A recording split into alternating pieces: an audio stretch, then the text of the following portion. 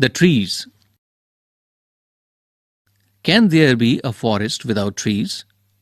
Where are the trees in this poem, and where do they go? Now the poem. The trees inside are moving out into the forest.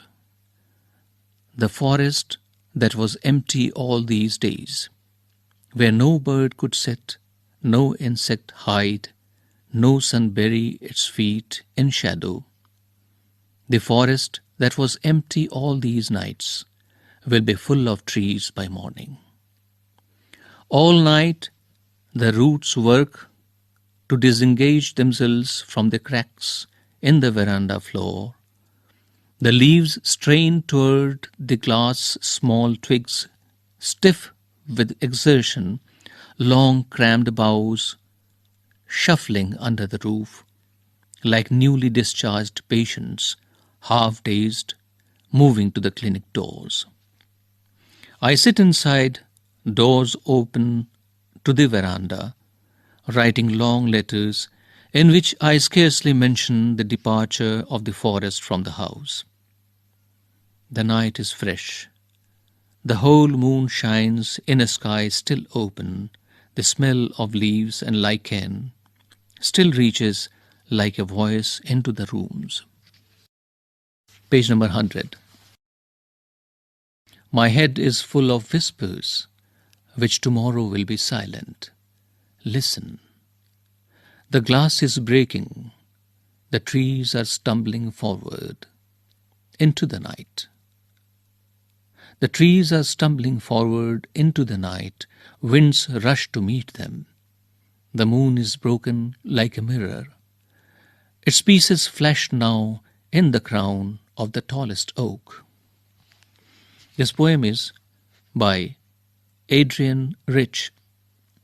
Adrienne Rich was born in Baltimore, Maryland, USA in 1929.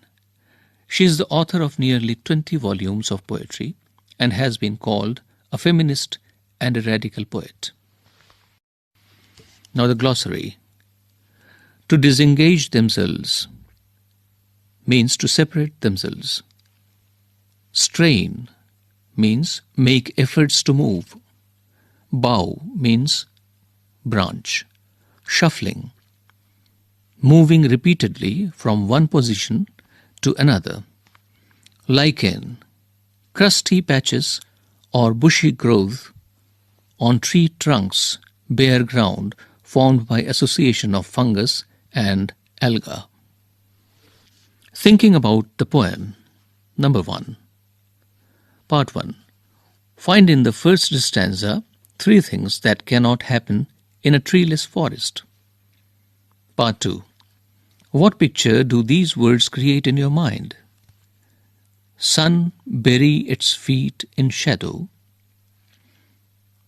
What could the poet mean by the sun's feet?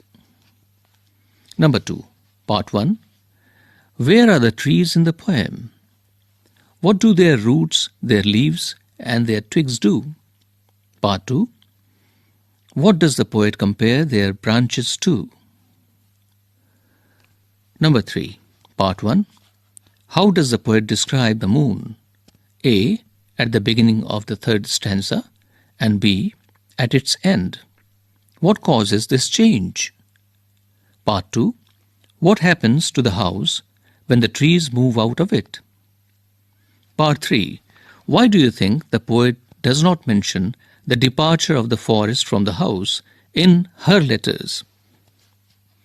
Could it be that we are often silent about important happenings that are so unexpected that they embarrass us? Think about this again when you answer the next set of questions. Page number 101. Number 4. Now that you have read the poem in detail, we can begin to ask what the poem might mean. Here are 2 suggestions. Can you think of others? Part 1. Does the poem present a conflict between man and nature? Compare it with a tiger in the zoo. Is the poet suggesting that plants and trees used for interior decoration in cities, while forests are cut down, are imprisoned and need to break out. Part 2. On the other hand, Adrienne Rich has been known to use trees as a metaphor for human beings. This is a recurrent image in her poetry. What new meanings emerge from the poem if you take its trees to be symbolic of this particular meaning? Number 5. You may read the poem On Killing a Tree by Jeev Patel, Beehive textbook in English for class 9th, NCERT. Compare and contrast it with the poem you have just read. Now the homophones.